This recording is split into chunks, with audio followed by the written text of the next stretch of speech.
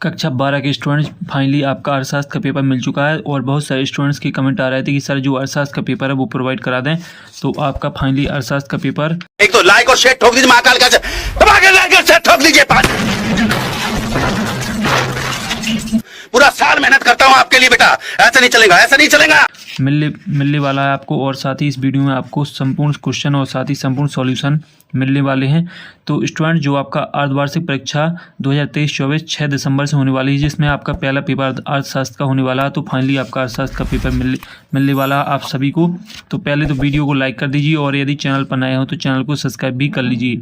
तो स्टूडेंट जो आपका अर्थशास्त्र का पेपर है इसमें इसका जो पूर्णांक है वो आपका 80 नंबर का रहेगा और साथ ही इसमें आपको 1 से 5 तक आपको 28 नंबर के बस प्रश्न देखने को मिलेंगे और 6 से 12 तक 2 अंक के और 13 से 16 तक 3 अंक के और 17 से 20 तक 4 अंक के क्वेश्चन देखने को मिलेंगे।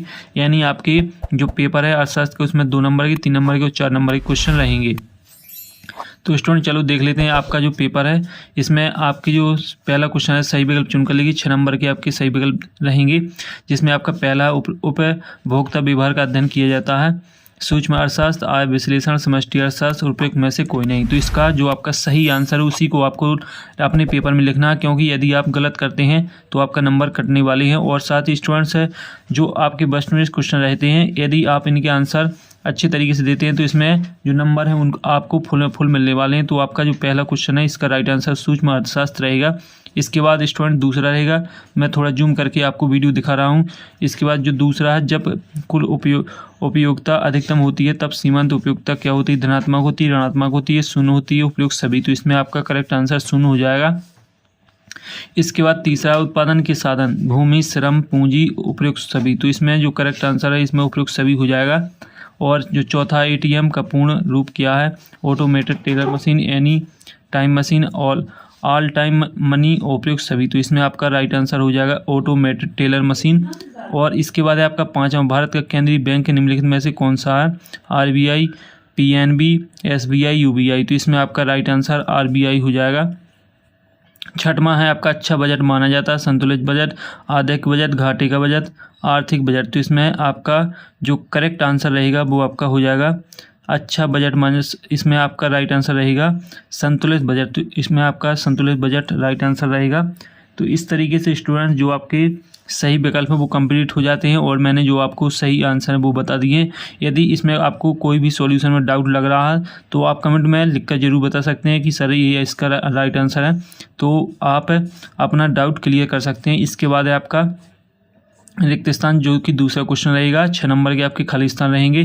इसमें जो आपका पहला है बेस्टी एवं समष्टि अर्थशास्त्र एक दूसरे के क्या होते हैं?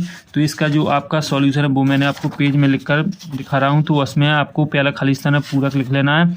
दूसरा, सीमांत लागत केवल ... लागतों पर निर्भर करती है। तो इसमें आपको लिख लेना परिवर्तन। और जो आपके अगले क्वेश्चन है वो आप देखते जाइएगा, अच्छे तरीके से स्क्रीनशॉट भी लगाते जाएँ। और जो स्टूडेंट नए हैं वो वीडियो को लाइक और चैनल को सब्सक्राइब भी कर लें। इसके बाद तीसरा, असत्य लागत वक्र का आकार ... आकृति जैसा होता है। तो इसमें आपका यू हो जाएगा।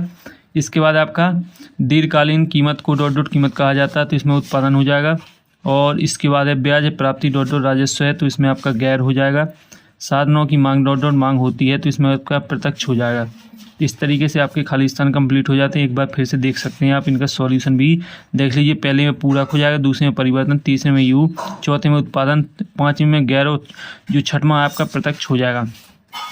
इसके बाद आपकी सही जोड़ी आपकी है जीएसटी। तो इसमें आपका वस्तु एवं सेवा कर, मुद्रा का प्राथमिक कार्य। तो इसका आपका हो जाएगा मूल का हस्तांतरण। और रिजर्व बैंक की स्थापना। तो इसका हो जाएगा 1935। सफल राष्ट्रीय उत्पाद। तो इसका हो जाएगा एक परिवार। बेस्टी अर्थशास्त्र। तो इसका हो जाएगा एडम स्मिथ। इस तरीके से आपकी सही जोड़ी हो जाएगी। अब आते हैं आपके एक शब्दिक भाग, 5 नंबर के रहेंगे। मैक्रो शब्द किस अर्थशास्त्र से संबंधित है? तो इसमें आपका जो राइट आंसर है इसमें समष्टि अर्थशास्त्र हो जाएगा। और इसके बाद साख का निर्माण कौन करता है? तो इसमें बैंक हो जाएगा। किसने कहा पूर्ति की मांग को स्वयं जन्म देती है? तो इसमें जेबी साय हो जाएगा।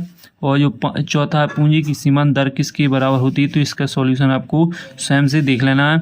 इसके बाद पांचवा, प्रति इकाई लागत को और किस नाम से जाना जाता है? तो इसमें आपको औसत लागत के नाम से भी जाना जाता है। तो ये आपके एक शब्द एक भाग कंप्लीट हो जाते हैं। इसके बाद आते हैं आपके शतशत, जो कि आपके रहेंगे 6 नंबर के। देख लीजिए, जो आपका पहला क्वेश्चन समष्टि अर्थशास्त्र व्यक्तिगत इकाइयों का अध्ययन किया जाता है, तो इसमें आपका असत्य रहेगा। सीमांत उपयोगिता ऋणात्मक भी हो सकती है, तो ये भी आपका रहेगा सत्य यानी सही है। और इसके बाद तीसरा, सीमांत उत्पादन को टीपी द्वारा प्रदर्शित किया जाता है, तो ये आपका असत्य है। और इसके बाद है पूर्ति की कीमत लोच की 3 श्रेणियाँ होती हैं, तो ये आपका असत्य रहेगा। व्यक्तिगत इकाइयों का अध्ययन व्यष्टि अर्थशास्त्र में किया जाता है, तो ये आपका सही है। और केंद्रीय बजट वित्त मंत्री द्वारा प्रस्तुत किया जाता है, तो ये भी आपका सही रहेगा। यानी आपकी जो पहला है वो असत्य रहेगा, दूसरा है वो सत्य रहेगा, तीसरा आपका असत्य रहेगा, चौथा आपका असत्य रहेगा, 5वां सत्य रहेगा, 6वां सत्य रहेगा। इसके बाद है आपके 2 नंबर के क्वेश्चन। तो जो आपके 2 नंबर के क्वेश्चन रहेंगे वो आप देख लीजिए। पूंजीवादी अर्थव्यवस्था का क्या तात्पर्य है? इसका सॉल्यूशन आपको टेलीग्राम चैनल पर मिल जाएगा। टेलीग्राम चैनल की लिंक आपको डिस्क्रिप्शन में, वीडियो की डिस्क्रिप्शन में मिल जाएगी, वहाँ से आप इसे ज्वाइन कर लेना। इसके बाद है कुल परिवर्तनशील लागत से क्या तात्पर्य है? 7वां स्थिर लागत एवं परिवर्तन लागत के उदाहरण दीजिए। बाजार संतुलन से क्या आशा है?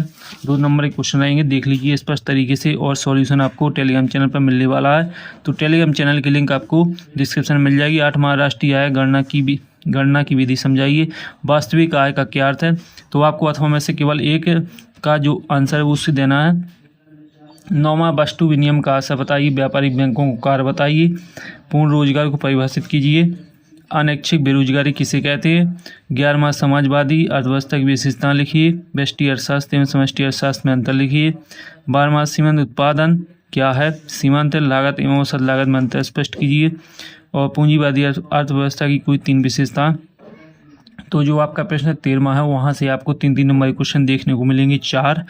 और इसके बाद 14वां पूर्ति की लोच को प्रभावित करने वाले तथ्य कौन से हैं? 3 नंबर के बाजार पूर्ति तालिका से क्या आशा है? 15वां आपका केंद्रीय बैंक की कार्य लिखिए। व्यापारिक बैंकों की कार्य बताइए। 16वां है आपका सीमांत उपयोगिता से क्या आशा है? पूर्ति का नियम चित्र द्वारा समझाइए। 17वां है आपका सीमांत उपयोगिता, कुल उपयोगिता और औसत उपयोगिता में संबंध बताइए। हासमान उपयोगिता नियम को चित्र द्वारा समझाइए। 4 नंबर के रहेंगे। इसके बाद है आपका 18वां कुल उत्पाद एवं सीमांत उत्पाद को चित्र द्वारा प्रदर्शित कीजिए। 4 नंबर का क्वेश्चन है। और इसके बाद है आपका 19वां सरकारी बजट के विभिन्न प्रकारों को संक्षिप्त में समझाइए। तो इस तरीके से स्टूडेंट्स आपके क्वेश्चन रहेंगे और सॉल्यूशन आपको टेलीग्राम पर मिल जाएगा। इसके बाद आपका 20वां उत्पादन फलन की संकल्पना को समझाइए। बजट के प्रमुख अंग लिखिए। तो इस तरीके से आपके 20 क्वेश्चन कंप्लीट हो जाते हैं अर्थशास्त्र के पेपर के, और इनका सॉल्यूशन आपको टेलीग्राम पर मिल जाएगा। तो स्टूडेंट्स, जो आपका अर्थशास्त्र का पेपर है वो बहुत सारे स्टूडेंट्स के कमेंट आ रहे थे, तो फाइनली मैंने आपको जो अर्थशास्त्र का पेपर है वो मैंने शेयर कर दिया। एक बार फिर से आप देख सकते हैं और स्क्रीनशॉट लगा लीजिए। जो क्वेश्चन आपके लिए वेरी मोस्ट इंपॉर्टेंट होने वाले हैं। और साथ ही जो आपके अति लघु उत्तरीय प्रश्न और लघु उत्तरीय प्रश्न है उनको अच्छे तरीके से तैयार कर लीजिए, क्योंकि आपके लिए यही जो टॉपिक रहते हैं वो नंबर लाने के लिए काफ़ी अच्छे एवं बेहतरीन साबित होते हैं। और साथ ही जो बस्टूनेस प्रश्न है उनको भी अच्छी तरीके से तैयार कर लीजिए, तो आपके काफ़ी अच्छे मार्क्स आने वाले हैं और आपका जो अर्थशास्त्र का पेपर है वो अच्छा जाने वाला है। तो स्टूडेंट्स, जो भी और पेपर होने वाले हैं सभी पेपर आपको इसी चैनल पर मिलेंगे। तो अगले वीडियो में फिर मिलते हैं, तब तक के लिए जय हिंद।